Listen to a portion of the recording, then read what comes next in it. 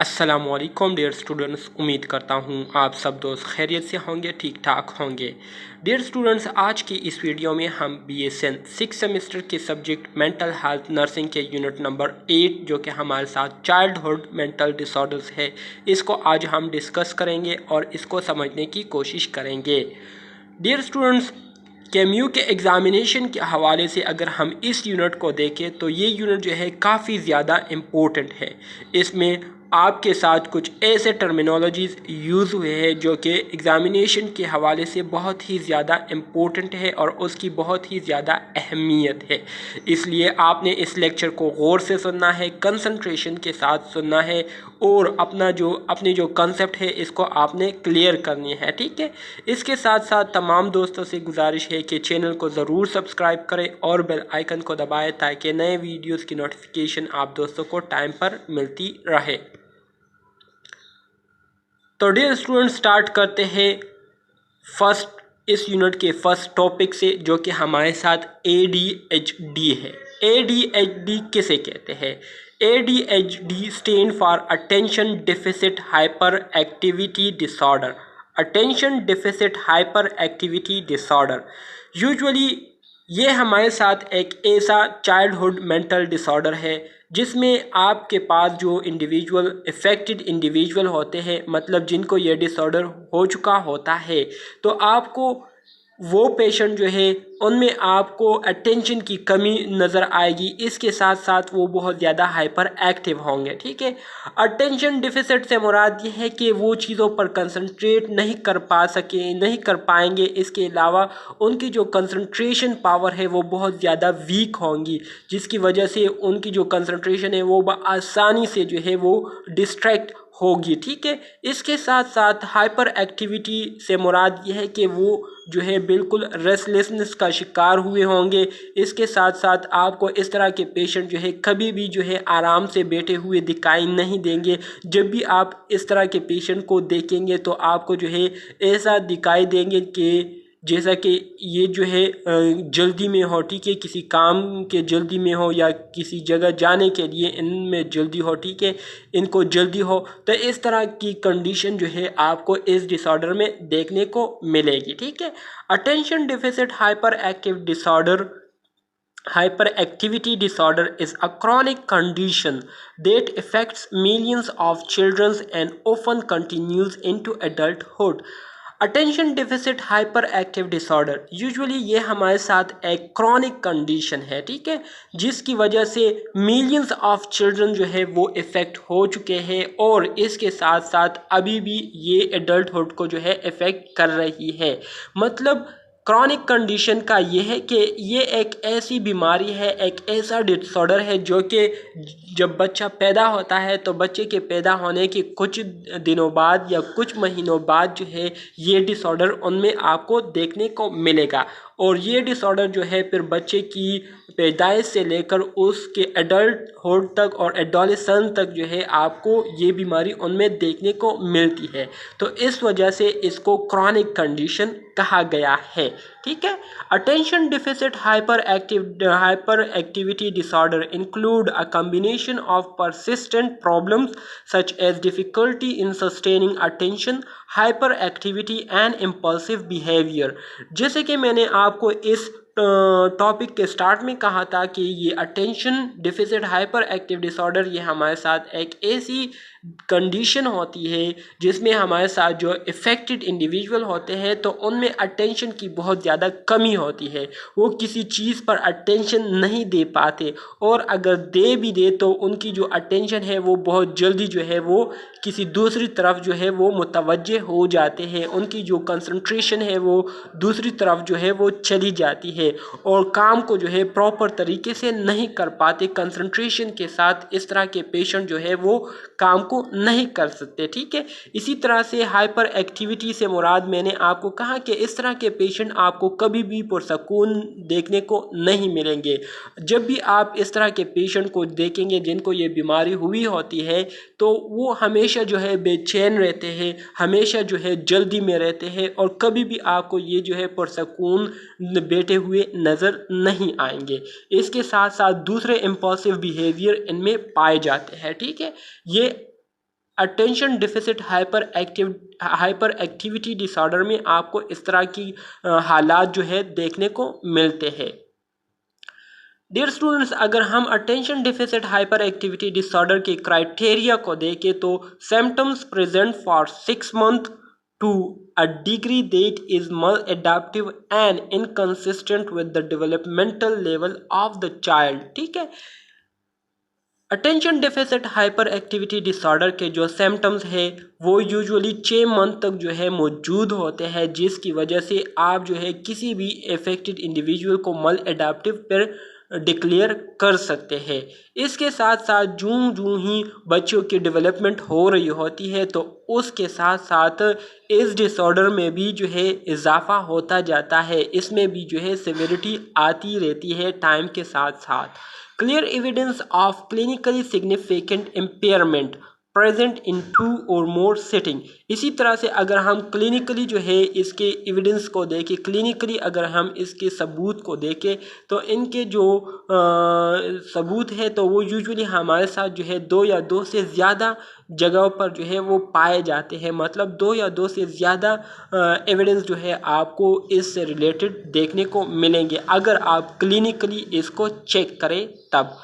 Onset of impairment must be before age 7। ठीक है, इसी तरह से इस बीमारी की जो शुरुआत है वो 7 साल की उम्र से पहले होती है। ठीक है, even if it was not diagnose until letter.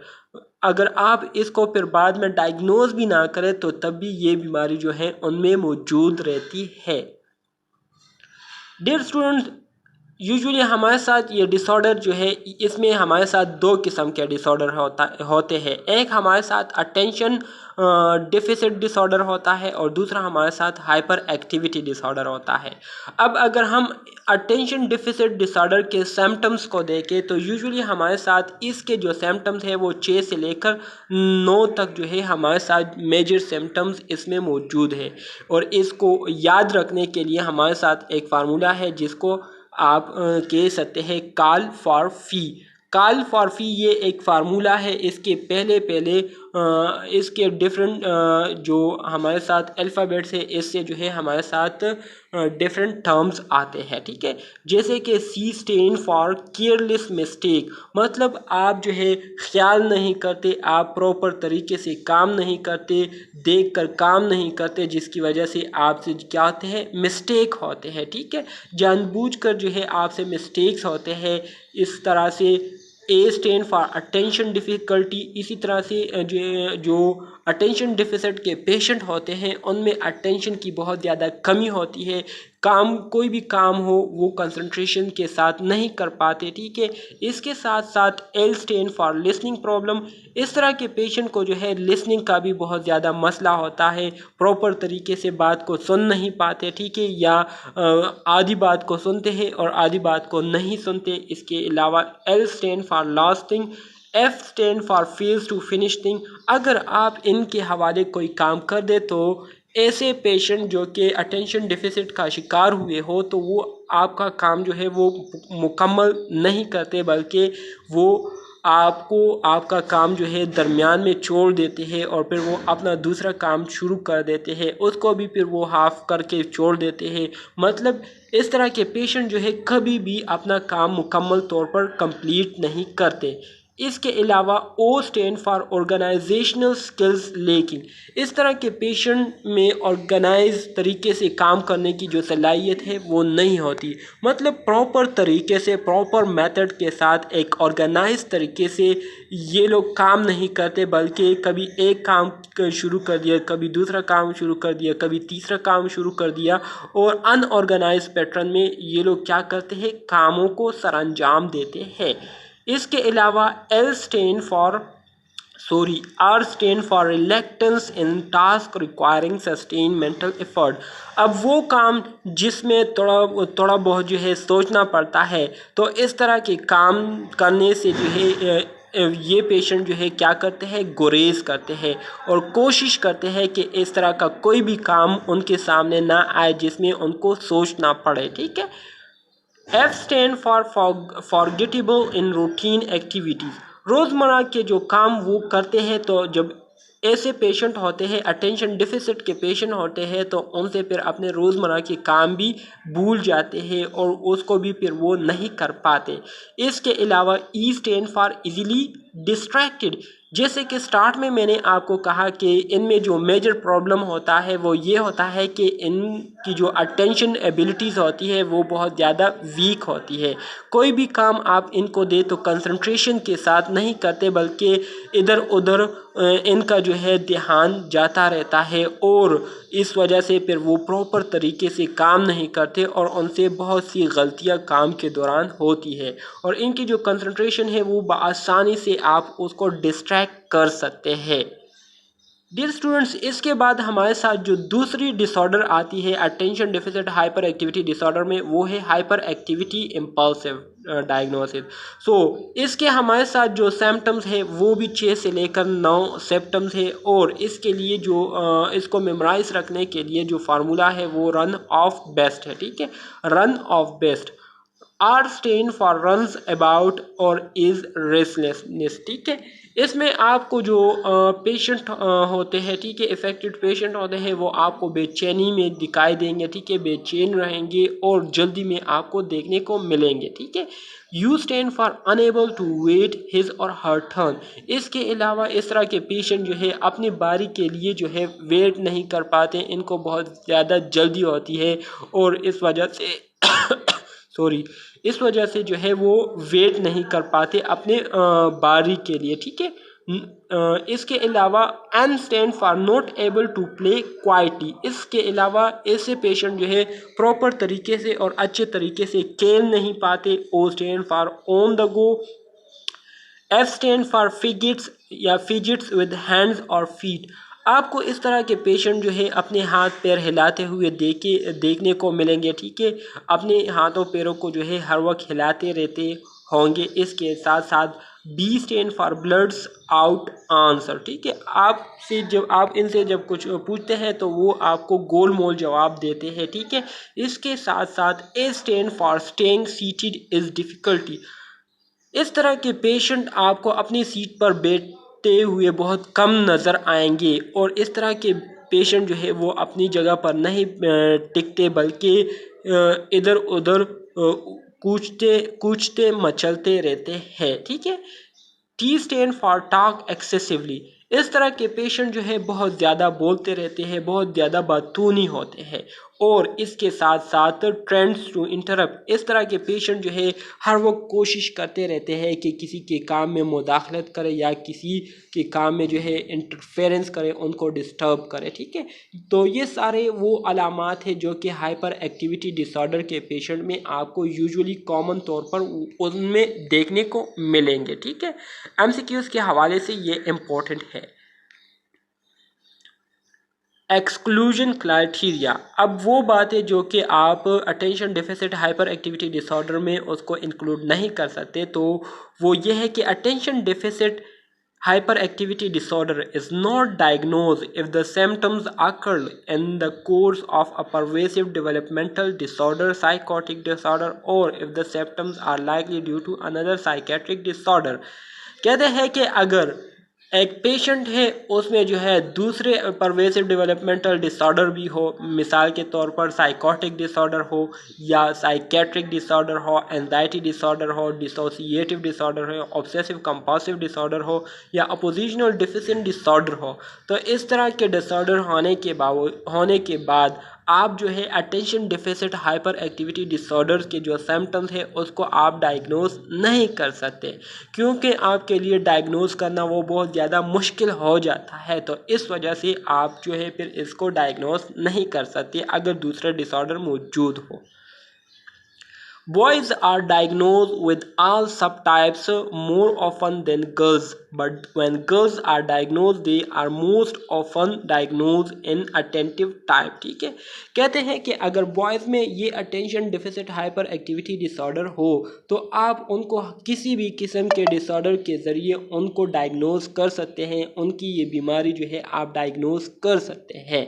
लेकिन अगर लड़कियों में ये बीमारी मौजूद हो तो उनकी डायग्नोसिस जो है आप सिर्फ इनअटेंटिव टाइप ऑफ डिसऑर्डर से कर सकते हैं। अगर लड़कियां जो है बहुत ज़्यादा इनअटेंटिव होती कि चीज़ों पर कंसंट्रेशन नहीं दे पाती, तो मतलब ये है कि उनको जो है attention deficit hyper activity disorder हुआ है।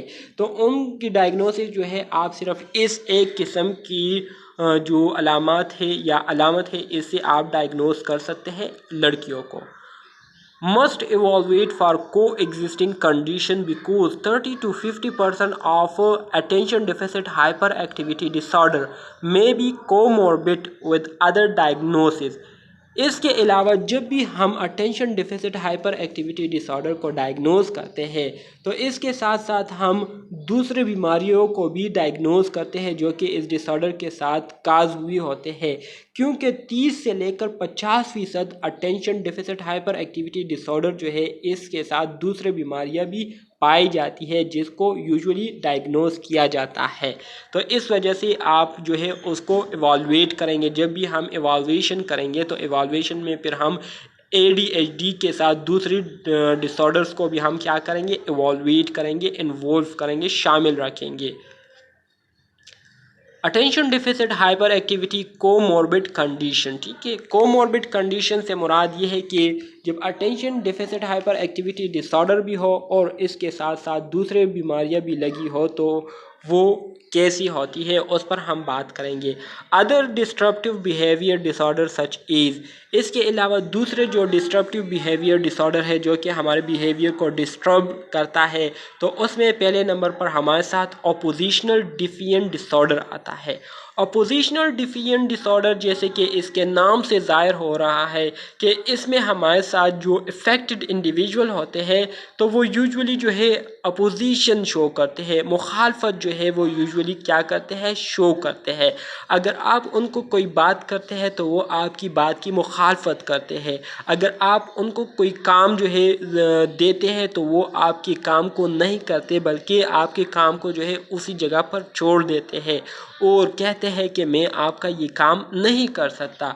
तो इस वजह से इसको अपोजिशनल डिफिएंट डिसऑर्डर कहा गया है। इस तरह के पेशेंट जो है उनके बिहेवियर में आपको अपोजिशन देखने को मिलेगा, मतलब वो आपका कोई भी काम नहीं करेगा, आपका कहना नहीं मानेंगे। तो इस तरह के जो पेशेंट होते हैं उनको अपोजिशनल डिफिएंट डिसऑर्डर के पेशेंट कहते हैं। Pervasive patterns of negativistics, defiant, disobedient और hostile behavior toward authority figures, ठीक है। अथॉरिटी फिगर से मुराद ये है कि मिसाल के तौर पर मैं आपको कहता हूँ कि आपने इस लेक्चर को जो है आज पूरा देखना है और आप कहते हैं कि नहीं हम इसको आज बिल्कुल देखते ही नहीं हैं, हम इसको 2 दिन बाद या 3 दिन बाद देखेंगे। तो ये आपने एक अपोजिशनल बिहेवियर को मेरे ख़िलाफ़ जो है वो अपनाया है। तो इस किस्म के बिहेवियर अगर बहुत दफ़ा हो रही हो, बार बार हो रही हो, तो इसका मतलब ये है कि ये पेशेंट जो है इसको अपोजिशनल डिफिएंट डिसऑर्डर है, ठीक है। इसके अलावा अगर आपको कोई कुछ कहता है कुछ काम करने के लिए तो आपको उस पर गुस्सा आता है, तो आपके बिहेवियर में गुस्सा जो है वो आता है, ठीक है। तो ये सारी कंडीशन जो है किसकी तरफ इशारा करती है, अपोजिशनल डिफिएंट डिसऑर्डर की तरफ। डियर स्टूडेंट्स, इसके बाद हमारे साथ दूसरा कोमॉर्बिड कंडीशन आता है जो कि ADHD के साथ आपको देखने को मिलता है, वो है कंडक्ट डिसऑर्डर। कंडक्ट डिसऑर्डर से मुराद ये है यूजुअली हमारे साथ कुछ इफ़ेक्टेड लोग ऐसे होते हैं कि वो दूसरे लोगों के जो हकूक़ है उसकी जो है उसकी क्या करते हैं, उसकी धज्जियाँ उड़ाते हैं, उसका ख्याल नहीं रखते, दूसरे लोगों के हकूक़ जो है उसको मारते हैं। इसके साथ साथ माशरे के जितने भी कानून व कवायद है जिसकी वजह से एक माशरा जो है वो पुरसकून रहती है, तो इस तरह के जो पेशेंट होते हैं वो माशरे के कानून व कवायद की भी परवाह नहीं करते, माशरे के जो रूल्स रेगुलेशन है उसकी परवाह नहीं करते और माशरे में जो है ख़राबी को पैदा करते हैं, माशरे में जो है बेसकूनी को पैदा करते हैं। तो इस तरह के जो बिहेवियर जो लोग बार बार करते हैं तो उन पेशेंट को हम क्या कहते हैं, उन पेशेंट को हम कहते हैं कि आपको कंडक्ट डिसऑर्डर है, ठीक है। Repetitive pattern of violating the basic rights of others and और societal laws is called conduct disorder. मतलब वही है जो कि मैंने आपको कहीं कि एक बंदा है वो बार बार जो है दूसरे लोगों की हक तलफी कर रहा है और माशरे की जो सुकून है उसको बर्बाद करने पर तुला हुआ है, तो इसका मतलब यह है कि इसको कंडक्ट डिसऑर्डर है, ठीक है। इसके बाद हमारे साथ तीसरा जो कोमॉर्बिड कंडीशन है वो है मूड डिसऑर्डर। मूड डिसऑर्डर से मुराद ये है कि इसमें जो पेशेंट होते हैं उनका जो मूड है वो बार बार जो है वो चेंज होता रहता है। जैसे कि डिप्रेशन हो गया, ठीक है, डिप्रेशन का शिकार होते हैं। कुछ लोग जो है उनको बाइपोलर डिसऑर्डर हुआ होता है कि एक लम्हे में वो नॉर्मल होते हैं, दूसरे लम्हे में जो है वो उनका पारा जो है वो चढ़ा हुआ होता है, हाइपर टेंसिव हो गए होते हैं, या एक लम्हे में वो खुश होते हैं तो दूसरे लम्हे में जो है उनका मूड ख़राब हो चुका होता है, खफा हुए होते हैं, ठीक है। तो इस किस्म के जो डिसऑर्डर होते हैं उसको बाइपोलर डिसऑर्डर कहते हैं। चिक family history comorbid teens have higher rates of suicide. इसके अलावा वो टीनेजर जिनको कोमॉर्बिड हुआ हो, कोमॉर्बिड से मुराद ये है कि एक बीमारी के साथ साथ उनमें दूसरी और बीमारियां भी पाई जाती है, तो वो लोग जो है इन बीमारियों से परेशान होकर सुसाइड की तरफ जाते हैं और इस तरह के लोगों में जो है सुसाइड का जो शरह है वो भी बहुत ज़्यादा हाई होता है, ठीक है। इसके साथ साथ जो एंजाइटी डिसऑर्डर है वो 25% होता है या इससे भी ज़्यादा जो है वो पाया जाता है ADHD के साथ। इसके अलावा जो लर्निंग डिसऑर्डर है, लर्निंग डिसऑर्डर की जो शरह है वो तकरीबन 60% तक होती है, जो कि ADHD के साथ यूजुअली काज होती है। ख़ास तौर में लर्निंग डिसऑर्डर में जो रीडिंग डिसऑर्डर है जिसमें जो इंडिविजुअल होते हैं वो प्रॉपर तरीके से चीज़ों को रीड नहीं कर पाते, तो ये बहुत ज़्यादा उनमें पाया जाता है, ठीक है। क्लिनिकल प्रैक्टिस या गाइडलाइंस के हवाले से अगर हम बात करें कि इसको हम किस तरह से डायग्नोस करते हैं, तो other diagnostic test are not routinely indicated, ठीक है। EEG indicated only if a history of seizure और clinically significant lapses in consciousness exist, ठीक है। EEG किसे कहते हैं dear students? EEG stand for electroencephalogram. Electroencephalogram ये हमारे साथ इलेक्ट्रोकार्डियोग्राम की तरह ही एक प्रोसीजर होता है, लेकिन इसमें हम क्या करते हैं, EEG जिसे हम इलेक्ट्रोएंसेफेलोग्राम कहते हैं, इसमें हम यूजुअली ब्रेन के जो इलेक्ट्रिकल एक्टिविटीज़ होती है तो उन एक्टिविटीज़ को हम EEG प्रोसेस के ज़रिए क्या करते हैं, मैयर करते हैं, ऑब्जर्वेशन करते हैं, उसको हम चेक करते हैं, ठीक है, कि प्रॉपर तरीके से जो न्यूरो ट्रांसमिशन है वो हो रही है या नहीं। इसके अलावा ECG का आप सब दोस्तों को पता है कि इसमें हम क्या करते हैं, हार्ट के जो इलेक्ट्रिकल एक्टिविटीज़ होते हैं तो उन हार्ट के इलेक्ट्रिकल एक्टिविटीज़ को हम इलेक्ट्रोकार्डियोग्राम प्रोसीजर के ज़रिए क्या करते हैं, मैयर करते हैं, ठीक है। सो ADHD के लिए हमारे साथ जो EEG प्रोसेस है तो ये हम सिर्फ उस टाइम करते हैं जब हमें हिस्ट्री के दौरान ये पता चले कि इस पेशेंट को जो है कभी कभी सीजर भी आते हैं। सीजर से मुराद जो फिट्स होते हैं जिसे हम कॉमन टर्म में एपिलेप्सी भी कहते हैं, ठीक है। तो अगर सीजर आते हो या सीजर की कोई हिस्ट्री मौजूद हो, ठीक है, तो इसके लिए फिर हम क्या करते हैं, EEG के करते हैं, इलेक्ट्रोएंसेफेलोग्राम प्रोसेस करते हैं और उनकी जो ब्रेन एक्टिविटी है उसको हम क्या करते हैं, उसको हम असेस करते हैं। इसके साथ साथ continuous performance test, continuous performance test में हम यूजुअली अपने क्लाइंट की जो परफॉर्मेंस है उसको चेक करते हैं, उनकी परफॉर्मेंस को ऑब्जर्व करते हैं कि आया वो प्रॉपर तरीके से अपने काम को कर रहे हैं या नहीं, are useful in research setting only. और कंटिन्यूस परफॉर्मेंस टेस्ट को हम यूजुअली सिर्फ रिसर्च के लिए करते हैं कि हम इस बंदे पर रिसर्च करें कि इसके साथ क्या हो रहा है क्या नहीं हो रहा, ठीक है।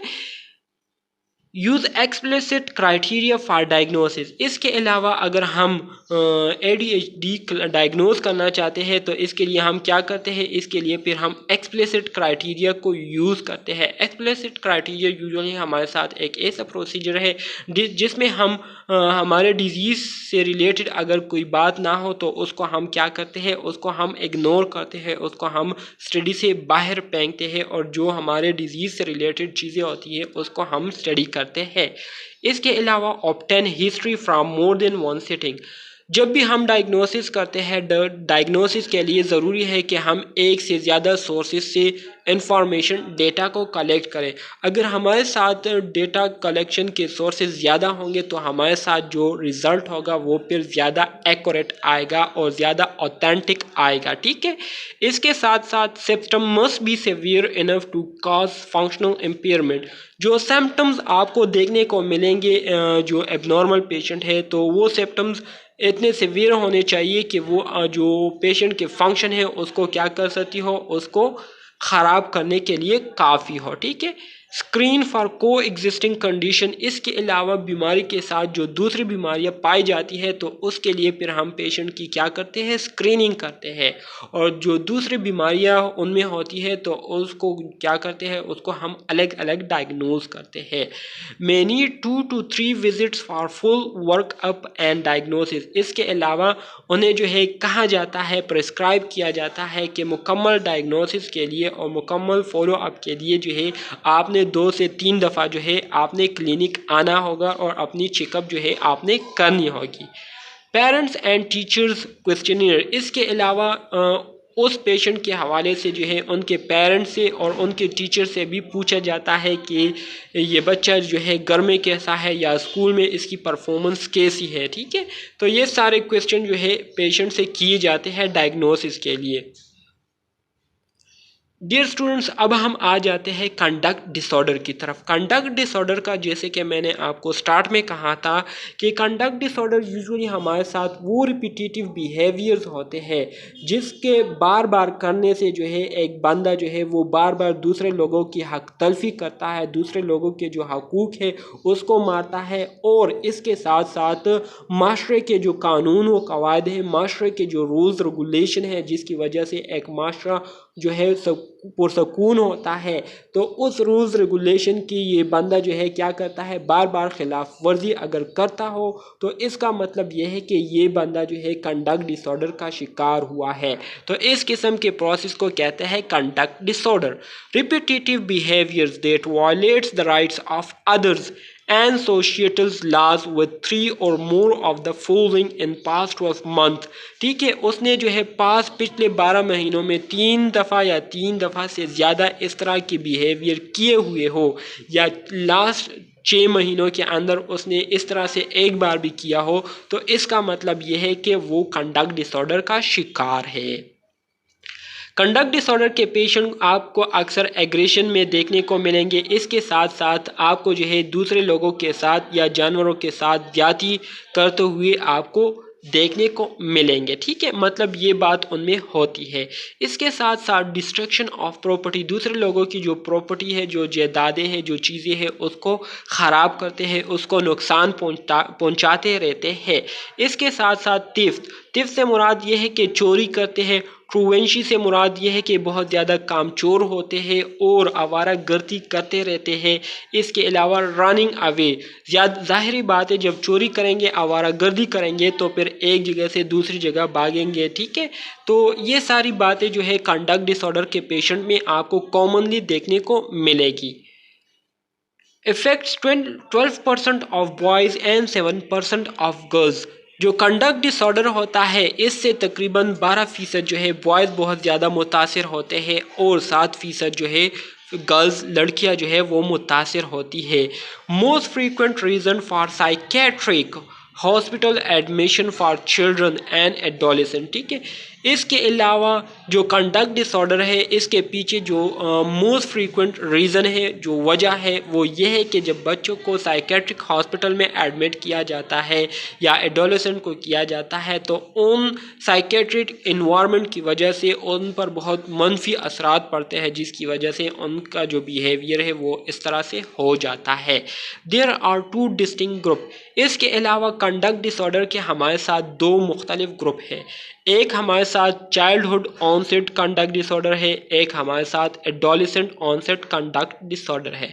चाइल्डहुड ऑनसेट कंडक्ट डिसऑर्डर में क्या होता है? Oppositional deviant disorder in preschools year developing into a serious conduct disorder by adolescent. School जाने से पहले का जो उम्र होता है बच्चों का, तो उनमें उस स्टेज में जो है बच्चों में जो है अपोजिशनल डिफिएंट डिसऑर्डर जो है काज हो जाती है, जो कि टाइम के साथ साथ उसकी सिविरिटी में जो है वो इजाफा करती रहती है या होता रहता है। This group has 2 to 3 fold likelihood becoming juvenile offenders. ठीक है। एडोलेसेंट ऑनसेट की अगर हम बात करें तो इसमें क्या होता है? Behaviourally normal until middle school. Middle school तक जो है बिहेवियर के लिहाज से अगर हम देखते हैं इफेक्टेड लोगों को तो वो नॉर्मल होते हैं। when symptoms of conduct disorder become prevalent। ठीक है। This group has more favourable prognosis. इसी तरह से इस ग्रुप के जो लोग होते हैं उसको आप ज़्यादातर जो है बेहतर उसको ज़्यादातर बआसानी आप प्रोग्नोस कर सकते हैं, more likely to respond treatment. और इसी तरह से जब आप इनकी ट्रीटमेंट करते हैं तो ट्रीटमेंट को भी ये आपको एक प्रॉपर तरीके से रिस्पॉन्ड देते हैं। ठीक है। Conduct disorder psychosocial correlates. अब वो कौन सी बातें हैं जिसकी वजह से कंडक्ट डिसऑर्डर जो है ये काज होता है? तो इसमें सबसे पहले नंबर पर हमारे साथ हर्श पनिशमेंट। अगर आप बार बार जो है अपने बच्चे को जो है पनिश करते हैं और बहुत सख्त पनिश करते हैं तो इससे क्या होता है? इससे ये होता है कि उसके दिल में जो आपके लिए खौफ होता है तो वो खौफ ख़त्म हो जाता है, क्योंकि उसको पता चल जाता है कि ये बंदा जो है या ये मेरे वालिद जो है, मेरे अबू जो है ये मेरे अबू जो है मुझे इतना नुकसान दे सकते हैं और इससे आगे मुझे नहीं दे सकते। सो वो जो है उस नुकसान का आदी हो जाता है, जिसकी वजह से उसके दिल में जो है डर वो ख़त्म हो जाता है और फिर वो जो है बुराइयों की तरफ जो है मुतवज्जा हो जाता है। तो इस वजह से हमें जो है ज़्यादा पनिशमेंट भी नहीं देनी चाहिए। ठीक है। उन पर सिर्फ रोब जो है वो रखना चाहिए और उनको जो है पनिश नहीं करना चाहिए फिज़िकली।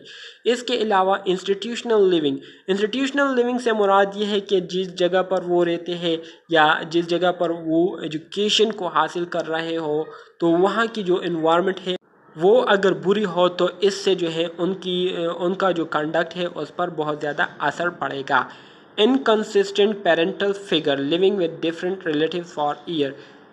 इसका मतलब यह है कि एक फैमिली है, ठीक है, उस फैमिली में एक लड़का है, ठीक है, और उसके वालिदैन हैं। अब वो लड़का जो है अपने वालिदैन के बनिस्बत जो है अपने दूसरे रिश्तेदारों के साथ बहुत ज़्यादा टाइम स्पेंड करता है और वालिदैन के साथ स्पेंड नहीं करता, तो इससे उन पर जो है बुरे असरात पड़ेंगे और वालिदैन का जो शफ़क़त है वालिदैन की तरफ से उसको जो लर्निंग बिहेवियर मिलते हैं तो उससे वो महरूम हो जाता है, जिसकी वजह से उसके बिहेवियर में बहुत सारी ख़राबियाँ आ जाती है। Poor parental monitoring and early childhood.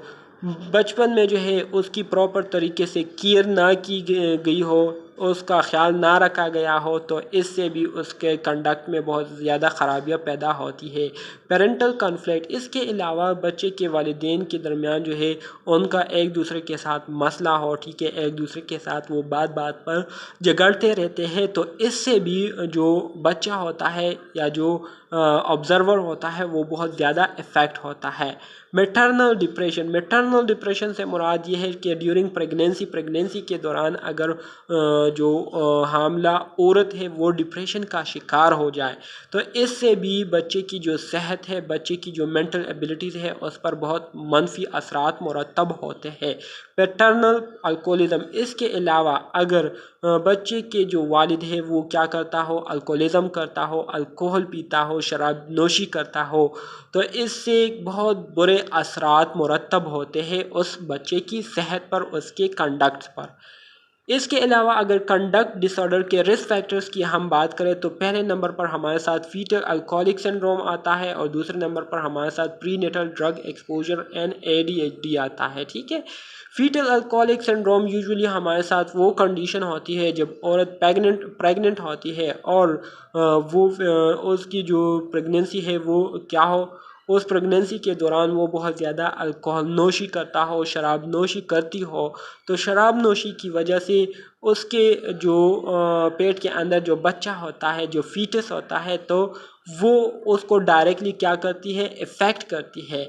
तो इस वजह से कंडक्ट डिसऑर्डर के काज होने के चांसेस ज़्यादा हो जाते हैं। इसके अलावा जो है प्रीनेटल स्टेज में जो है नशा नोशी करती हो, ठीक है, औरत बहुत ज़्यादा नशा नोशी करती हो और इसके साथ साथ उनमें attention deficit hyperactivity disorder भी हो, तो इन दोनों की वजह से फिर बहुत ज़्यादा रिस्क होता है कि बच्चे में कंडक्ट डिसऑर्डर जो है वो पैदा हो जाए। इसके अलावा एक इम्पॉर्टेंट बात यहाँ पर की गई है, कहते हैं कि a child with attention deficit hyperactivity disorder plus conduct disorder is more likely to develop antisocial behavior persisting into adulthood than a child with conduct disorder alone। ठीक है, कहते हैं कि वो बच्चा जिसमें attention deficit hyperactivity disorder भी हो और इसके साथ साथ उसमें कंडक्ट डिसऑर्डर भी हो, तो इस तरह के जो बच्चे हैं जब वो बड़े हो जाते हैं तो फिर उनमें एंटी सोशल बिहेवियर जो है वो काज हो जाता है। एंटी सोशल बिहेवियर यूजुअली हमारे साथ वो बिहेवियर होते हैं जिसमें जो अफेक्टेड इंडिविजुअल होते हैं वो एंटी सोशल बिहेवियर को अपनाते हैं, मतलब लोगों के साथ उठना बैठना, लोगों के साथ बातचीत करना, लोगों के साथ इंटरेक्शन करना उनको पसंद नहीं होता और फिर वो अपने आप को अकेला रखने में और अकेले टाइम स्पेंड करना जो है उसको बहुत उन लोगों को फिर बहुत अच्छा लगता है। ठीक है, conduct disorder develop as a result of biological risk and childhood experiences, so there are opportunities for early intervention। कहते हैं कि जो कंडक्ट डिसऑर्डर डेवलप्ड होता है तो इसके डेवलप्ड होने की पीछे जो वजह होती है वो बायोलॉजिकल रिस्क होते हैं। बायोलॉजिकल रिस्क का मैंने आपको बताया कि जेनेटिक फैक्टर्स हो गए, ठीक है, और पैदाइश से पहले जो हामला औरत होती है तो उनका जो बिहेवियर है वो बहुत ज़्यादा असरअंदाज होता है और वो बहुत ज़्यादा अहमियत के हामिल होता है। इसके साथ साथ बचपन में बच्चे ने जो एक्सपीरियंसेस किए होते हैं, जो सिचुएशन उन्होंने फेस किए होते हैं, तो ये दोनों चीज़ें जो है बहुत ज़्यादा जो है इम्पोर्टेंस रखती है कंडक्ट डिसऑर्डर के डेवलप्ड होने में। ठीक है, इस वजह से अगर कोई किसी भी चीज़ में कमी आई हुई हो तो उस कमी को पूरी करने के लिए लोगों के पास एक अपॉर्चुनिटी जो है वो अवेलेबल होती है, जिसको अगर वो प्रॉपर तरीके से यूज़ करे तो इस किस्म की बीमारी को वो ख़त्म कर सकते हैं। ट्रीटमेंट इंक्लूड, अगर हम कंडक्ट डिसऑर्डर के ट्रीटमेंट की बात करें डियर स्टूडेंट्स, तो यूजुअली ट्रीटमेंट में सबसे इम्पोर्टेंट और पहला ट्रीटमेंट हम फैमिली थेरेपी देते हैं अफेक्टेड इंडिविजुअल को। हम उनको फैमिली थेरेपी देते हैं जिसमें उनकी फैमिली जो है, फैमिली मेम्बर जो है वो अपने जो अफेक्टेड मेंबर होते हैं फैमिली का उसको टाइम देते हैं, उसके साथ टाइम स्पेंड करते हैं, उसके साथ बातचीत करते हैं, उसकी दिल की बातें सुनते हैं। ठीक है, तो ये फैमिली थेरेपी हो गई। इसके अलावा बिहेवियर मैनेजमेंट ट्रेनिंग हम उनको देते हैं जिसको हम कॉग्निटिव बिहेवियर थेरेपी भी कह सकते हैं, जिसमें हम उनके जो बिहेवियर है उसको हम क्या करते हैं, नेगेटिव से पॉजिटिव की तरफ कन्वर्ट करते हैं प्रॉपर स्किल्स के ज़रिए। इसके साथ साथ हम उनको सोशल स्किल्स ग्रुप जो है प्रोवाइड करते हैं कि किस तरह से आप लोगों के साथ जो है मिलजुल सकते हैं या मिलजुल सकते हैं। ठीक है, इसके साथ साथ टीचिंग प्रॉब्लम सॉल्विंग स्किल्स उनको हम टीच करते हैं, उनको हम सिखाते हैं कि किस तरह से आप अपने प्रॉब्लम्स को सॉल्व कर सकते हैं। तो इन चीज़ों के ज़रिए आप जो है कंडक्ट डिसऑर्डर बिहेवियर से छुटकारा पा सकते हैं। डियर स्टूडेंट्स, अब हम आ जाते हैं ट्रांजिएंट टिक डिसऑर्डर की तरफ। ट्रांजिएंट टिक डिसऑर्डर ये एक इंटरेस्टिंग डिसऑर्डर है डियर स्टूडेंट्स। इसको जब आप सुनेंगे तो आपको इसमें बहुत ज़्यादा दिलचस्पी पैदा होगी आपकी इसमें, और इसके साथ साथ आप इसको अंडरस्टैंड भी कर पाएंगे। डियर स्टूडेंट, ट्रांजिएंट टिक डिसऑर्डर को डिफ़ाइन करने से पहले मैं आपको इसके बारे में कुछ सिंपल बातें और जनरल बातें बताता हूँ।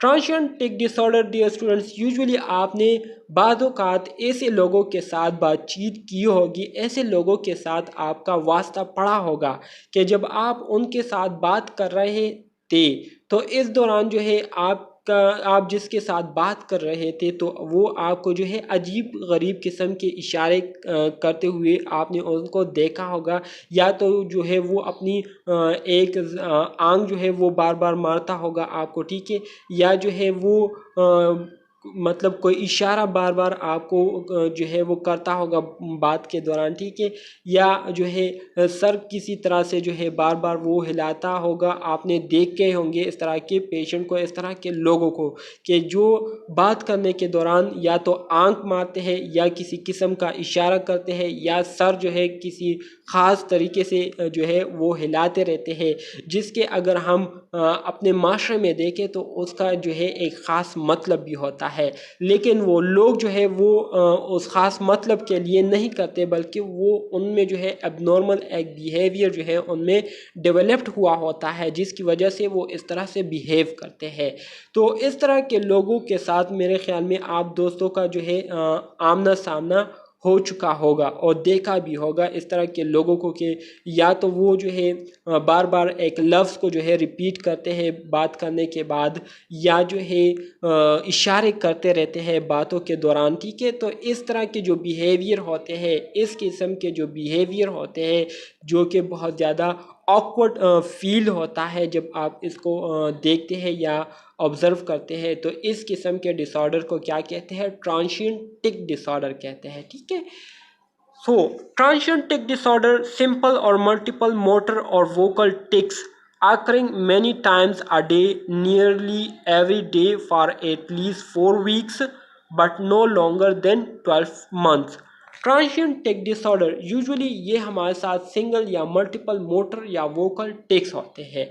सिंगल मोटर से मुराद ये है कि या तो वो आपको आंख मारेगा, ठीक है, बातों के दौरान, या जो है आपको इशारा करेगा सर को हिलाते हुए, ठीक है, इस बातों के दौरान अगर एक दफ़ा इशारा करे, ठीक है, एक टाइम पर, तो ये हमारे साथ सिंगल मोटर हो गया। अगर मल्टीपल, अगर बार बार जो है इशारे कर रहा है बातों के दौरान, तो ये मल्टीपल डिसऑर्डर हो गया, ठीक है, मल्टीपल टिक हो गया। इसी तरह से वोकल टिक से मुराद ये है कि वो जो है बात करते हुए या एक सेंटेंस को मुकम्मल करने के बाद एक वर्ड जो है वो बार बार रिपीट करता है, ठीक है, तो इसको कहते हैं वोकल टिक्स। अगर एक वर्ड को एक दफ़ा रिपीट करता है, ठीक है, पूरे प्रोसेस के दौरान, तो इसको सिंगल वोकल टिक कहेंगे। अगर बार बार रिपीट कर रहा है तो इसको हम क्या कहेंगे? मल्टीपल वोकल टिक कहेंगे, ठीक है। और ज़रूरी नहीं है कि ये सिर्फ मर्दों में ही हो, औरतों में भी इस तरह से हो सकता है, ठीक है। सो अगर दिन में जो है ये बहुत दिन में जो है वो मेनी टाइम इस तरह से करते हैं, नियरली हर रोज़ जो है वो इस तरह से करते हैं, और एटलीस्ट कम से कम 4 हफ्तों के दौरान जो है वो इस तरह से करते हैं। लेकिन इसका जो ड्यूरेशन होता है ट्रांशिएंट टिक डिसऑर्डर का, वो जो है 12 महीनों तक होता है और 12 महीनों से ज़्यादा नहीं होता, ठीक है। तो इस तरह के जो बिहेवियर होते हैं, इस तरह के जो डिसऑर्डर होते हैं, तो इसको ट्रांशिएंट टिक डिसऑर्डर कहते हैं। Most transient tic disorder are simple not complex. इसी तरह से जो ज़्यादातर ट्रांशिएंट टिक डिसऑर्डर होते हैं ये सिंपल होते हैं और ज़्यादा पेचीदा नहीं होते। Do not usually cause distress. इसके अलावा जो है इसकी वजह से किसी किस्म की डिस्टर्बेंस जो है वो काज नहीं होती, ठीक है, बल्कि सबको पता होता है कि ये इस बंदे की आदत बन गई है या इस बेचारे की जो है आदत बन गई है और आदत से मजबूर होकर ये इस तरह से कर रहा है, तो लोग जो है उसको माइंड नहीं करते, उसको बुरा नहीं समझते, ठीक है। तो उम्मीद करता हूँ डियर स्टूडेंट ट्रांशिएंट टिक डिसऑर्डर की समझ जो है आप दोस्तों को आ गई होगी, ठीक है। क्रॉनिक मोटर और वोकल टिक डिसऑर्डर। अब क्रॉनिक मोटर या वोकल टिक डिसऑर्डर जो है ये हमारे साथ दूसरी टिक डिसऑर्डर है, ठीक है। सिंगल और मल्टीपल मोटर और vocal tick that last more than 1 year. इसका जो ड्यूरेशन होता है वो 1 साल से ज़्यादा होता है। 1 साल से ज़्यादा अरसे पर ये डिसऑर्डर जो है मुश्तमिल होता है, तो इस वजह से इसको क्रॉनिक मोटर या वोकल टिक डिसऑर्डर कहा गया है, ठीक है। याद रखें अगर 12 महीने तक हो, ठीक है, 12 महीने तक एक डिसऑर्डर हो और 12 महीने से ज़्यादा ना हो तो उसको हम ट्रांजिएंट टिक डिसऑर्डर कहेंगे। एमसीक्यूज़ के हवाले से मैं आपको ये क्लियर करवा रहा हूँ, ठीक है, इसको आप अपने साथ नोट करें। अगर 12 महीने तक हो और 12 महीने से ज़्यादा इस तरह के बिहेवियर, इस तरह के जो मोटर या वोकल टिक्स है वो ना हो, ठीक है, 12 महीने से ज़्यादा ना हो और 12 महीने तक हो, तो इसका मतलब ये है कि ये हमारे साथ ट्रांजिएंट टिक डिसऑर्डर है। लेकिन अगर 12 महीने से ज़्यादा हो, ठीक है, सिंगल हो या मल्टीपल हो, सिंगल मोटर टिक हो या मल्टीपल मोटर क्रॉनिक टिक हो, ठीक है, या वोकल टिक डिसऑर्डर हो, तो ये हमारे साथ क्या होगा, इसको फिर हम क्या कहेंगे, इसको फिर हम क्रॉनिक या वोकल टिक डिसऑर्डर कहेंगे, ठीक है। अगर 12 महीनों से ज़्यादा या 1 साल से ज़्यादा टाइम पर मुश्तमिल हो तो फिर इसको हम क्रॉनिक मोटर वोकल टिक डिसऑर्डर कहेंगे। इसके बाद हम आ जाते हैं टूरेट डिसऑर्डर की तरफ। टूरेट डिसऑर्डर क्या है?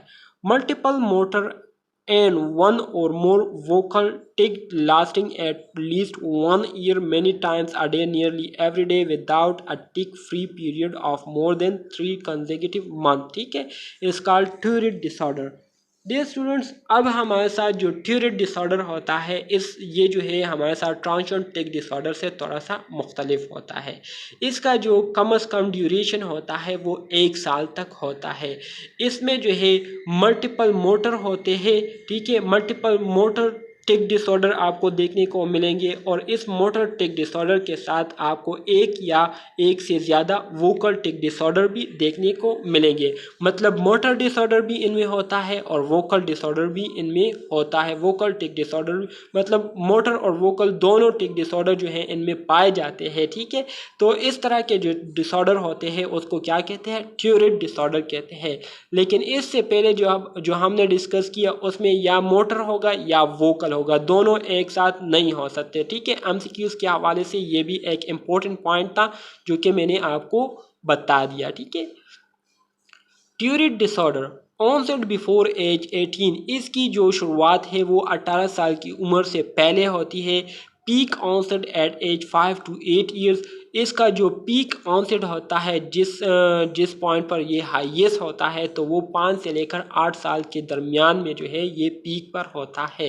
Severity tend to peak around 8 to 11 year, इसी तरह से इसकी सेवेरिटी, इसकी शिद्दत में जब इजाफा होता है तो वो 8 साल से लेकर 11 साल की उम्र के दरमियान जो है होता है, विद इम्प्रूवमेंट और इवन रेजोल्यूशन ड्यूरिंग प्यूबर्टी, ठीक है। रिकोगनाइजिंग टिक्स, आप टिक को किस तरह से रिकोगनाइज करेंगे? आपको कैसे पता चलेगा कि ये बंदा जो बिहेवियर कर रहा है या ये इसकी बीमारी है, ये इसकी आदत है, ठीक है, किस तरह आपको पता चलेगा? So typically brief clonic movements of eyes, face, neck and shoulder. इस तरह के डिसऑर्डर में मैंने आपको स्टार्ट में बताया था कि जो पेशेंट होते हैं वो या तो आपको आंख बार बार मारेंगे, ठीक है, या जो है फेस के ज़रिए जो है आपको बार बार इशारे करेंगे, या निक जो है वो हिलाते रहते हैं, या शोल्डर जो है वो श्रग ऑफ करते रहते हैं, श्रग अप करते रहते हैं, श्रग अप एंड डाउन करते रहते हैं, मतलब शोल्डर्स को ऊपर नीचे करते रहते हैं बातों के दौरान। तो इससे जो है आप अंदाज़ा लगा सकते हैं कि इस बंदे को जो है टिक डिसऑर्डर है। मोस्ट कॉमनली ज़्यादातर जो है आई ब्लिंकिंग के पेशेंट आपको देखने को मिलेंगे कि वो बार बार आई ब्लिंकिंग करते रहते हैं। इसके साथ साथ फेशियल ग्रिमेसिंग से मुराद ये है कि आपने अक्सर देखा होगा कि जो इफ़ेक्टेड इंडिविजुअल होते हैं बात करने के दौरान जो है वो इस तरह से फेस को हिलाते हैं, एक साइड पर हिलाते रहते हैं, ठीक है।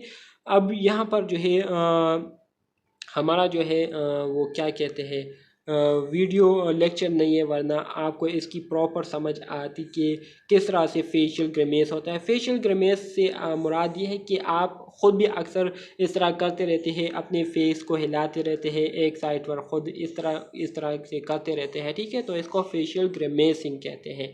या हेड जर्किंग से मुराद ये है कि आप बार बार जो है सर को हिलाते रहते हैं, कभी एक साइड पर कभी दूसरे साइड पर, तो इसको हेड जर्किंग कहते हैं। इस तरह की अलामात जो है देखने को मिलेंगे आपको टिक डिसऑर्डर में। Typically vocal tics involve throat clearing, grunting और बार्किंग। इसके अलावा जो वोकल टिक डिसऑर्डर होता है या होती है, तो इस डिसऑर्डर में जो रिकॉग्नाइजिंग फैक्टर होते हैं वो ये होते हैं कि अक्सर आपने जो है लोगों को देखा होगा या सुना होगा कि जब वो बात करते हैं तो बात करने के दौरान वो बार बार जो है अपने गले को साफ करते रहते हैं और इस तरह से करते रहते हैं कि अच्छा तो ये बातें अच्छा तो ये बातें अच्छा तो फिर ये हुआ, मतलब इस तरह से अपने गले को साफ करते रहते हैं। तो इसको क्या कहते हैं? इसको वोकल टिक कहते हैं। ग्रंटिंग से मुराद ये है कि वो बार बार जो है अपने दांतों को जो है एक दूसरे के साथ क्या करते हैं, उसको एक दूसरे के साथ कोलाइड करते हैं और उससे आवाज़ें निकालते रहते हैं। ठीक है, मतलब एक दूसरे के साथ उसको रगड़ते रहते हैं। या बार्किंग से मुराद बार बार जो है वो चीखते चिल्लाते रहते हैं। तो इसको कहते हैं वोकल टिक। इस तरह के टिक से आप ये अंदाज़ा लगा सकते हैं कि इसको वोकल टिक डिसऑर्डर है। टिक्स में भी सिंपल और कॉम्प्लेक्स, इसके अलावा टिक सिंपल भी हो सकते हैं और कॉम्प्लेक्स भी हो सकते हैं। Non tics habits such as hair twirling and skin picking are not tics. ठीक है, इसके अलावा हमारे साथ कुछ ऐसे आदात भी होते हैं जो कि लोगों की आदत बन चुकी होती है, जैसे कि बात करने के दौरान वो अपने बालों के साथ खेलते रहते हैं और अपने बालों को जो है अपनी उंगलियों के ज़रिए उसको फोल्ड करते रहते हैं। तो इसको कहते हैं हेयर ट्विरलिंग। ठीक है, हेयर ट्विरलिंग। और स्किन पिकिंग आर नॉट टिक। इसके अलावा आपने अक्सर देखा होगा कि कुछ लोग जो है वो अपने हाथ या अपने पैर या अपने फेस के जो स्किन है इसको पकड़ते हैं और इसको थोड़ा सा जो है कंप्रेस करते हैं या पुल करते हैं, तो इसको स्किन पिकिंग कहते हैं। ठीक है, compulsion of obsessive compulsive disorder are not tic. Obsessive compulsion disorder का जो कंपल्जन होता है वो टिक नॉन टिक है। ठीक है, इसी तरह से थ्रोट क्लियरिंग, एलर्जी की वजह से थ्रोट को क्लियर करना या स्नीफिंग करना, ये हमारे साथ नॉन टिक बिहेवियर में आता है। इसके अलावा डियर स्टूडेंट, हमारे साथ जो एंजाइटी के सिम्टम्स है वो मंदरजा झेल है। फिज़िकल कंप्लेंट करेंगे, मिसाल के तौर पर कहेंगे कि सर पर दर्द है, हेडेक है, ठीक है, या स्टमक एक है या ड्रामेटिक पेन हो रहा है। ठीक है, इसके अलावा डिफ़िकल्टी फॉलिंग स्लीप, एंजाइटी की वजह से वो जो है प्रॉपर तरीके से स्लीप नहीं कर पा सकेंगे। नाइट टाइम अवेकिंग, इसके अलावा पूरी रात जो है वो जागते रहते हैं एंजाइटी की वजह से। ठीक है, ओवर रीटिंग या ओवर ईटिंग, ठीक है, ओवर ईटिंग व्हेन माइल्ड, जब उनको माइल्ड एंजाइटी होती है तो उसकी वजह से बहुत ज़्यादा खाते हैं, या जब वो बहुत ज़्यादा एंजाइटी में जो है अंडर एंजाइटी होते हैं तो फिर उसकी वजह से कुछ भी नहीं खाते। ठीक है, अंडर ईटिंग व्हेन सेवियर, जब एंजाइटी उनको बहुत ज़्यादा होती है तो वो फिर खाना नहीं खाते, और जब कम होती है तो बहुत ज़्यादा खाना खाते हैं।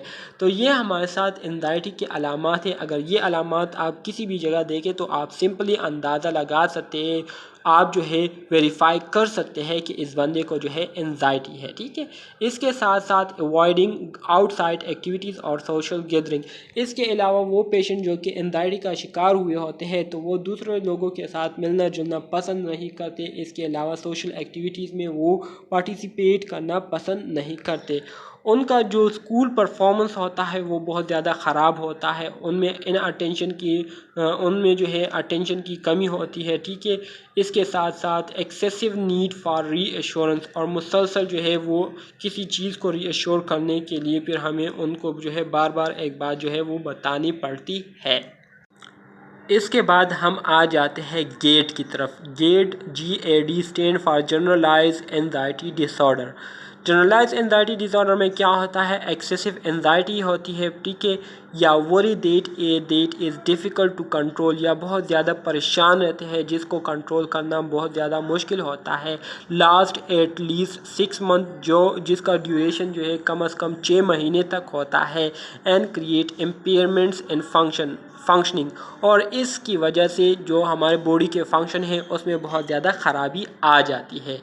accompanied by at least one of the following। और इस एंजाइटी इस गेट की वजह से जो है मंदरजेल में से कुछ अलामात उनमें पाए जाते हैं, जैसे कि रेस्टलेसनेस बेचैनी हो गई, फैटीग थकावट, डिफ़िकल्टी इन कंसंट्रेटिंग चीज़ों पर कंसंट्रेट करना उनके लिए बहुत ज़्यादा मुश्किल हो जाता है, इरिटेबिलिटी का शिकार हो जाते हैं, मसल जो है वो टेंशन में होते हैं मतलब स्पाज़म का शिकार हो जाता है, इनवॉलेंट्री मसल जो है वो कंट्रैक्ट रहते हैं और स्लीप डिस्टर्बेंस का शिकार हो जाते हैं।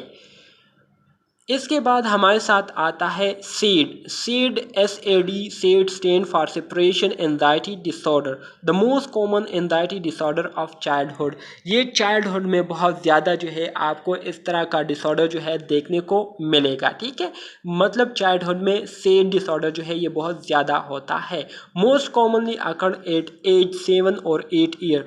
इसके होने का जो मोस्ट ईयर है, जो ज़्यादातर जिस एज में ये होता है तो या तो 7 साल की उम्र में होता है या 8 साल की उम्र में होता है। में अकर इन एडोलेसेंस, इसके अलावा एडोलेसेंस में भी ये काज होता है। Psychosocial theory is that angry feelings toward parents are displace. मतलब यह है कि इनके पेरेंट्स जब उनसे अलग होते हैं तो इस वजह से बच्चा जो है उसको बहुत ज़्यादा गुस्सा आता है, बच्चा जो है बहुत ज़्यादा गुस्से में आता है कि मेरे वालिदैन जो है मुझसे क्यों दूर हो रहे हैं। So the environment is perceive as threatening, जिसकी वजह से उसको जो माहौल है वो माहौल जो है उसको ख़तरे से भरा हुआ नज़र आता है। तो इस वजह से वो क्या होता है, एंजाइटी में भी पड़ता है और सेपरेशन से भी उनको बहुत ज़्यादा डर महसूस होता है। Separation anxiety disorder, school refusal is a frequent symptom. इस वजह से फिर जो बच्चे होते हैं वो ज़्यादातर फिर स्कूल भी नहीं जाते, कहते हैं कि हम स्कूल नहीं जाते, मुझे डर लगता है या हमें डर लगता है। कोमॉर्बिड डिप्रेशन में भी प्रेजेंट, इसके साथ साथ दूसरे डिप्रेशन डिसऑर्डर भी मौजूद होते हैं। Treatment consist of individual and family therapy, इसका जो इलाज है, इलाज में हम उनको इंडिविजुअल या फैमिली थेरेपी देते हैं। इसके अलावा उनकी साइको एजुकेशन करते हैं, उनकी जो माइंड सेट है उसको हम क्या करते हैं, उसको हम ठीक करते हैं, ठीक है, सेट करते हैं। If that is not sufficient, अगर ये काम ना करती हो, इफ़ सिम्पटम्स आर सिवियर, अगर सिम्पटम्स बहुत ज़्यादा सिवियर हो तो इसके लिए फिर हम उनको मेडिकेशन जो ज़रूरी होते हैं वो हम उनको देते हैं। इसके बाद हमारे साथ आता है ऑब्सेसिव कंपल्सिव डिसऑर्डर, जिसे आप OCD के नाम से जानते होंगे, ठीक है। ऑब्सेसिव कंपल्सिव डिसऑर्डर क्या है? ऑब्सेसिव कंपल्सिव डिसऑर्डर यूजुअली ये हमारे साथ एक मेंटल हेल्थ कंडीशन है जिसमें हमारे साथ जो अफेक्टेड इंडिविजुअल होते हैं उनमें ऑब्सेसिव थॉट्स और कंपल्सिव बिहेवियर जो है पाए जाते हैं। अब यहाँ पर हमारे साथ ऑब्सेसिव थॉट से क्या मुराद है? ऑब्सेसिव थॉट से मुराद रिपीटेड थॉट अर्जेस और mental images that cause anxiety, कम जैसे कई एंजाइटी काज कई। डियर स्टूडेंट्स, हम बात कर रहे थे ऑब्सेसिव कंपल्सिव डिसऑर्डर की। ऑब्सेसिव कंपल्सिव डिसऑर्डर में मैं आपको ऑब्सेसिव थॉट्स के बारे में बता रहा था कि ऑब्सेसिव थॉट्स यूजुअली हमारे साथ वो थॉट्स होते हैं जो कि बार बार जो है आ रहे होते हैं और जिसकी वजह से एंजाइटी जो है प्रोड्यूस होती है, एंजाइटी जो है वो काज होती है। तो इस तरह की थॉट्स, इस तरह के ख्यालात, इस तरह की सोच जो कि आपकी एंजाइटी को क्या करती है, उसको ट्रिगर करती है, आप में एंजाइटी को प्रोड्यूस करती है, तो इसको ऑब्सेसिव थॉट्स कहते हैं। इसके अलावा इस डिफिनीशन में हमारे साथ दूसरा टर्म यूज़ हुआ है जिसको हम ऑब्सेसिव बिहेवियर कहते हैं, ठीक है। ऑब्सेसिव नहीं, कंपल्सिव बिहेवियर कहते हैं, ठीक है। तो कंपल्सिव बिहेवियर से मुराद ये है कि एक ऐसी बिहेवियर जिसको आप बार बार रिपीट करते हैं, बार बार एक ऐसे बिहेवियर को करते हैं जो कि डिस्टर्बेंस को काज करती है, तो इसको हम क्या कहते हैं, कंपल्सिव बिहेवियर का कंपल्सिव बिहेवियर कहते हैं। कंपल्सिव मीन कंपल्जन, ठीक है। सो ऑब्सेसिव कंपल्सिव डिसऑर्डर यूजुअली हमारे साथ एक ऐसी डिसऑर्डर होती है जिसमें जो इंडिविजुअल होते हैं वो बार बार ऑब्सेसिव थॉट्स और कंपल्सिव बिहेवियर को करते हैं, तो इसको हम ऑब्सेसिव कंपल्सिव डिसऑर्डर कहते हैं। रिकरेंट टाइम कंज्यूमिंग ऑब्सेशन और कंपल्जन दैट काज डिस्ट्रेस, जिसकी वजह से डिस्ट्रेस काज होता है या इम्पेयरमेंट काज होती है। The compulsive behaviour are often an attempt to reduce the obsessive thoughts. इसके अलावा जो कंपल्सिव बिहेवियर किए जाते हैं, कंपल्सिव बिहेवियर से मुराद ये है कि आपने एक काम किया होता है लेकिन आप बार बार उस काम को दोबारा दोबारा करते हैं ताकि आप जो है उस पर मुकम्मल तौर पर एश्योर हो जाए, मुकम्मल तौर पर आपको यकीन दहानी हो जाए कि हाँ ये काम मैंने कर लिया। तो आपने एक काम किया होता है लेकिन आप फिर बार बार जो है जाते हैं, ठीक है, और उस काम को दोबारा जो है चेक करते हैं, उसको देखते हैं कि ये हुआ है या नहीं, या ये काम किया है या नहीं मुकम्मल। तो इस किस्म के जो बिहेवियर होते हैं इसको हम कंपल्शन बिहेवियर कहते हैं। इससे क्या होता है, कंपल्सिव बिहेवियर इसलिए होते हैं ताकि जो ऑब्सेसिव थॉट्स है, ठीक है, वो कम हो जाए, उसमें कमी आ जाए। Half of adults with obsessive compulsive disorder report their symptoms began in childhood or adolescence। इसी तरह से हमारे साथ जितने भी ऑब्सेसिव कंपल्सिव डिसऑर्डर के एडल्ट्स डिसऑर्डर पेशेंट है, ठीक है, तो उसमें हाफ लोग जो है उनमें जो ऑब्सेसिव कंपल्सिव डिसऑर्डर है उसकी शुरुआत चाइल्डहुड या एडोलेसेंस से ही हो चुकी है। High degree of genetic aetiology, इसके पीछे जो वजह है तो ज़्यादातर जो है जेनेटिक एटियोलॉजी इसके पीछे है, ठीक है, जेनेटिक्स इसमें इन्वॉल्व है। इसके साथ साथ 10% में have precipitated by PANDAS. PANDAS stand for paediatric autoimmune neuropsychiatric disorder associated with staphylococcus infection, ठीक है। तो इसकी वजह से 10% जो है इसके भी जो फैक्टर है वो इन्वॉल्व है ऑब्सेसिव कंपल्सिव डिसऑर्डर को काज करने में। In pandas, it is thought that antineuronal antibodies formed against the group A beta hemolytic streptococcal cell wall antigen may cross-react with caudate neural tissues, ठीक है। पांडास में जो है, पांडास के बारे में ये बात की जाती है कि पांडास में जो है एंटी न्यूरोनल एंटीबॉडीज जो है वो बनते हैं किसके खिलाफ, group A beta haemolytic streptococcal cell wall antigen के खिलाफ बनते हैं, जो कि क्रॉस रिएक्ट करके कोडेट न्यूरल टिश्यूज के साथ जो है वो क्या करती है, क्रॉस रिएक्शन करती है, ठीक है, और उसको क्या करती है, उसको इफेक्ट करती है। सोशल फोबिया, सोशल फोबिया इसके नाम से जाहिर हो रहा है कि इसमें हमारे साथ जो इफ़ेक्टेड इंडिविजुअल होते हैं वो एंटी सोशल होते हैं, ठीक है, मतलब उनका जो है लोगों के साथ इंटरेक्शन करना उनको पसंद नहीं होता, लोगों से जो है उनको डर लगता है, भीड़ में रहना उनको जो है पसंद नहीं होता, भीड़ में रहने से उनको डर लगता है, ठीक है। Social phobia involve fear of embarrassment in social situation, मतलब उनको जो है ये डर रहता है, उनको ये डर लगा रहता है कि कहीं लोगों के सामने जो है उनकी बेइज्जती ना हो जाए, और वो जो है उनकी तजलील ना हो जाए, ठीक है, उनको तजलील ना किया जाए या जलील ना किया जाए ड्यूरिंग अ परफॉर्मेंस, या कोई काम करने के दौरान या बात करने के दौरान ग्रुप में, ठीक है, या कोई कन्वर्जन स्टार्ट करने के दौरान या स्टार्ट करने की वजह से कोई उनकी बेइज्जती ना करे, या पब्लिक में खाने से उनको बहुत ज़्यादा डर लगता है। तो इस किस्म के बिहेवियर को क्या कहते हैं, सोशल फोबिया कहते हैं। Social phobia is more common in adults, ये ज़्यादातर एडल्ट्स में कॉमन होता है, but can occur in children और एडोलेसेंट, लेकिन ये चिल्ड्रन और एडोलेसेंट में भी हो सकता है। में इंटरफियर विद स्कूल फंक्शनिंग, इसके अलावा इसकी वजह से जो है जो स्कूल फंक्शनिंग होती है वो बहुत ज़्यादा मुतासर होती है। Conduct disorder and oppositional defiant disorder characterize by aggressive और एंटी सोशल बिहेवियर, ठीक है, उसमें एग्रेसिव और एंटी सोशल बिहेवियर होता है। Virtually all who have conduct disorder, ठीक है, हैव अपोजिशनल डिफिएंट डिसऑर्डर फर्स्ट, वो लोग जिनमें कंडक्ट डिसऑर्डर होता है तो उनमें अपोजिशनल डिफिएंट डिसऑर्डर बहुत ज़्यादा होता है, सबसे पहले तादाद में होता है।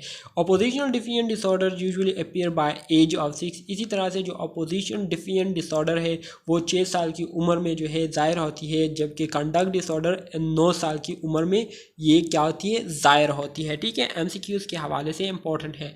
Looks much like adult anti social personality disorder, इसी तरह से ये adult anti social personality disorder की तरह से दिखती है, ठीक है। तो वही अपोजिशनल डिफिएंट डिसऑर्डर का क्राइटेरिया वहाँ यहाँ पर आपको दोबारा जो है उसको डिफाइन किया गया है, ठीक है, इसमें नई कोई बात नहीं है, ठीक है, जो मैं आपको बता दूँ। Childhood depression prevalence greater in girls than boys, childhood depression मतलब बचपन में डिप्रेशन का हो जाना, ये ज़्यादातर जो है गर्ल्स में होता है बॉयज़ के बनस्बत। कॉजल फैक्टर इसमें यह है कि एक बायोलॉजिकल फैक्टर भी इसमें इन्वॉल्व है और दूसरा हमारे साथ लर्निंग कंबाइनिंग फैक्टर भी इसमें इन्वॉल्व है, ठीक है। Children of depress mother are more likely to become depress, ऐसे बच्चे जो जिनके वालिदैन डिप्रेस होते हैं, जिनकी माँ डिप्रेस होती है, तो इस वजह से वो बच्चे भी बहुत ज़्यादा डिप्रेस हो जाते हैं और आखिरकार सुसाइड करने की कोशिश करते हैं। ट्रीटमेंट में इसकी क्या है, medication is no more effective than placebo cognitive behaviour therapy, ठीक है, providing a supportive emotional environment. Adjustment disorder जैसे नाम से ज़ाहिर हो रहा है कि इसमें जो इंडिविजुअल होते हैं वो प्रॉपर तरीके से अपने आप को एडजस्ट नहीं कर पाते, ठीक है, तो इसको एडजस्टमेंट डिसऑर्डर कहते हैं। Distress and emotional disturbance arises in a period of adaptation to a significant life change और to the consequence of stressful life event. Stressful life event की वजह से या ज़िंदगी में तब्दीली आने की वजह से वो जो है इमोशनली तौर पर और डिस्ट्रेस का शिकार हुए होते हैं, जिसकी वजह से उनको अपने आप को उस सिचुएशन के साथ अडाप्ट करने में बहुत ज़्यादा मसला होता है। जैसे कि मिसाल के तौर पर एक बेरमेंट हुई हो, बेरमेंट से मुराद ये है कि किसी अजीज़ की वफ़ात हुई हो, तो उसकी वफ़ात की वजह से लोग जो है बहुत ज़्यादा परेशान रहते हैं, तो इस वजह से जो है बहुत ज़्यादा गमगीन माहौल बन जाता है, जिसकी वजह से लोगों को ऐसे माहौल में एडजस्ट करना बहुत ज़्यादा मुश्किल हो जाता है। या कोई डाइवोर्स हुआ हो या कोई फिज़िकल इलनेस हुई हो, ठीक है, एक्सीडेंट वगैरह हुआ हो, तो इस वजह से लोग बहुत ज़्यादा परेशान हो जाते हैं और पूरा जो फैमिली और ख़ानदान होता है वो बिल्कुल डिस्टर्ब हो जाता है इस वजह से। तो इस किस्म के जो डिसऑर्डर होते हैं उसको एडजस्टमेंट डिसऑर्डर कहते हैं। Failure of normal development specific, ठीक है, नॉर्मल डेवलपमेंट में जब फेलियर होती है, नाकामी होती है, तो क्या होता है, स्पीच एंड लैंग्वेज, स्पीच और लैंग्वेज मतलब रिसेप्टिव और एक्सप्रेसिव, आप प्रॉपर तरीके से अपनी बात जो है दूसरों को एक्सप्रेस नहीं कर पाते और दूसरों की जो लैंग्वेज है उसको प्रॉपर तरीके से अंडरस्टैंड नहीं कर पाते सही तरीके से डेवलपमेंट ना होने की वजह से। इसके अलावा रीडिंग में मसला होता है जिसको हम डिसलेक्सिया कहते हैं, ठीक है, difficulty in reading is called dyslexia. MCQs के हवाले से इम्पोर्टेंट है ये टर्म। इसके साथ साथ स्पेलिंग मिस्टेक्स होती है, अरिथमेटिक स्किल्स में बहुत ज़्यादा कमी आ जाती है, मोटर फंक्शन जो है वो एबनॉर्मल हो जाता है जिसको डिस्फ्रेक्सिया कहते हैं, ठीक है। एन्यूरिसिस मतलब इनवॉलेंट्री ऑफ यूरिन एक्सक्रीशन, ठीक है, इन्यूरिसिस किसे कहते हैं, इनवॉलेंट्री यूरिन एक्सक्रीशन को कहते हैं, ठीक है, इन्यूरिसिस। एमसीक्यूज़ के हवाले से ये सारे जो है बहुत ज़्यादा क्या है, बहुत ज़्यादा इम्पॉर्टेंट है, ठीक है डियर स्टूडेंट्स। तो आपने जो है इसको प्रॉपर तरीके से क्या करना है, याद रखना है, इनवॉलेंट्री डिस्चार्ज ऑफ यूरिन इन यूरिसिस, ठीक है। फेलियर ऑफ नॉर्मल डेवलपमेंट, इसके अलावा autistic spectrum disorder. Autistic spectrum disorder क्या है, ऑटिस्टिक स्पेक्ट्रम डिसऑर्डर यूजुअली ये हमारे साथ एक डेवलपमेंटल डिसेबिलिटी है जो कि यूजुअली हमारे ब्रेन में जो है उसमें डिफरेंसेस आने की वजह से काज होती है। ब्रेन के जो फंक्शन है या ब्रेन की जो डेवलपमेंट है वो प्रॉपर तरीके से नहीं होती, जिसकी वजह से क्या होती है, डेवलपमेंटल डिसेबिलिटी आ जाती है, तो इसको ऑटिज़म स्पेक्ट्रम डिसऑर्डर कहते हैं, ठीक है। Impaired quality of reciprocal social interaction, जिसकी वजह से जो सोशल इंटरेक्शन है, ठीक है, वो बहुत ज़्यादा इम्पेयर हो जाता है। कम्युनिकेशन, लोगों के साथ बातचीत करना जो है ये बहुत ज़्यादा ख़राब हो जाता है, बहुत ज़्यादा रिस्ट्रिक्शन आ जाती है और रिपीटिटिव इंटरेस्ट जो है वो आ जाते हैं। एस्पर्गर सिंड्रोम, एस्पर्जन सिंड्रोम जो है यूजुअली ये ऑटिस्टिक स्पेक्ट्रम डिसऑर्डर की एक किस्म है, ठीक है। एब्यूज़, जिस एब्यूज़ में क्या होता है, एब्यूज़ में फ़िज़िकल एब्यूज़ भी आता है जो कि नॉन एक्सीडेंटल इंजरीज़ होते हैं, इमोशनल एब्यूज़ भी आते हैं, सेक्सुअल एब्यूज़ भी आते हैं, इसी तरह से नेग्लिजेंस भी आती है और मुचेनसन सिंड्रोम बाय प्रॉक्सी ये भी आती है। Munchausen syndrome by proxy Munchausen by proxy syndrome usually ये हमारे साथ वो कंडीशन होती है जिसमें जो बच्चों को पालने वाली जो दाएँ होती है, ठीक है, या जो क्या कहते हैं मेड होती है, तो वो बच्चों के साथ बुरा बर्ताव करती है, बच्चों के साथ बुरा सलूक करती है, जिसकी वजह से बच्चे जो है वो क्या होते हैं, बच्चों में जो है बुरे आदत जन्म देती है। तो इस तरह की जो कंडीशन होती है उसको क्या कहते हैं, मुचेनसन बाय प्रॉक्सी सिंड्रोम कहते हैं। Is a relatively rare form of child abuse, जिसमें बच्चों को के साथ क्या किया जाता है, बच्चों की अब्यूज़ की जाती है। दैट इन्वॉल्व द एग्जैजरेशन और फेब्रिकेशन ऑफ इलनेस और symptoms by a primary caretaker. जो बच्चों का ख्याल रखने वाली दाया होती है तो वो बच्चों को मारती पीटती है, उनका प्रॉपर तरीके से ख्याल नहीं रखती, उनको ज़ोर ज़बरदस्ती खाना खिलाती है और उन पर क्या करती है, सख्ती करती है, उनको डिप्रेस करती है। तो इस कंडीशन को मुचेंसन बाय प्रॉक्सी सिंड्रोम कहते हैं। एडल्ट टाइप डिसऑर्डर में हमारे साथ साइकोसिस आता है, जिसमें शिज़ोफ्रेनिया, बाइपोलर डिसऑर्डर हो गया, डिप्रेशन हो गई, पोस्ट ट्रॉमेटिक स्ट्रेस डिसऑर्डर हो गया, obsessive compulsive disorder, eating disorder and deliberative of self harm हो गया। ठीक है, पिका किसे कहते हैं डियर स्टूडेंट? पिका जो है यूजुअली हमारे साथ क्या है, pica stand for an abnormal desire to eat substances, ठीक है, नॉट नॉर्मली ईटन। पिका ये यूजुअली हमारे साथ आपने अक्सर ये नोट किया होगा कि बाज़ औक़ात जो है हमें जो है जो मिट्टी की खुशबू है वो हमें बहुत ज़्यादा अच्छी लगती है और हमारा दिल करता है कि थोड़ा सा मिट्टी का या जो पत्थर होता है, पत्थर को हम थोड़ा सा स्मेल करते हैं तो उसकी स्मेल हमें अच्छी लगती है और हमें जो है वो खाने को दिल करता है। या अक्सर स्टूडेंट जो है ये कागज़ वगैरह को बहुत ज़्यादा काटते हैं, ठीक है, जब स्टडी कर रहे होते हैं तो कागज़ को काटते हैं और उनसे वो बहुत ज़्यादा प्लेजर जो है वो हासिल करते हैं, तो इसको कहते हैं पिका। ये एबनॉर्मल डिज़ायर होते हैं खाने के, ठीक है। इसके अलावा रूमिनेशन डिसऑर्डर ये हमारे साथ वो डिसऑर्डर होता है जिसमें जो लोग हैं वो एबनॉर्मली चीविंग कर रहे होते हैं, ठीक है, उनके मुंह में जो है कुछ भी नहीं होता लेकिन वो गाय भैंस की तरह जो है वो चीविंग कर रहे होते हैं, ऐसे लगता है जैसे कि उसके मुंह में कुछ है, तो इस तरह से चीविंग कर रहे होते हैं, तो इसको रूमिनेशन डिसऑर्डर कहते हैं। इसके अलावा बिंज ईटिंग डिसऑर्डर ये हमारे साथ वो डिसऑर्डर रहता है जिसमें जो इंडिविजुअल होते हैं, जो अफेक्टेड पीपल होते हैं वो बहुत ज़्यादा मिकदार में खाना खाते हैं और ज़रूरत से ज़्यादा खाते हैं, तो इसको बिंज ईटिंग डिसऑर्डर कहते हैं। तो डियर स्टूडेंट्स ये था हमारे साथ यूनिट नंबर 8 जो कि मैंने आप दोस्तों के साथ शेयर किया। उम्मीद करता हूँ आपको इसकी समझ आ गई होगी, लेकिन अगर फिर भी कोई मसला है, कोई क्वेश्चन है तो आप कमेंट बॉक्स में जो है मुझसे क्वेश्चन पूछ सकते हैं। इंशाल्लाह मिलते हैं नेक्स्ट वीडियो में नेक्स्ट यूनिट के साथ, तब तक के लिए अल्लाह हाफिज़।